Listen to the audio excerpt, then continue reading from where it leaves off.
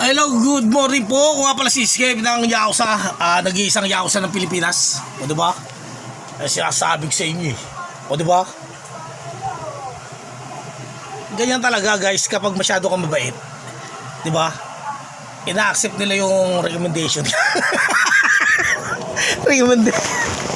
O diba? Yan sinasabing sa inyo guys eh. Sa totoo lang kasi sa Pilipinas kasi dito sa yung mga parang nambubuli sila na ay pagtulungan natin yan si Skip, pagtulungan natin yan si Skip. O diba? Parang mga gunggong kala mo makakakilala nila ako eh, diba? Yan tunay, baka pag nagkita tayo tapos Spider-Man lang kita, baka sabihin mo na kung gaano kabait, kabutin tao, diba? Kaya lang wala pa akong pera ngayon eh. Saka na, diba? Yan tunay na pangyayari. Baka bumilib ka, di ba? Inaiinisan mo ako tapos yung pala gusto mo rin ako.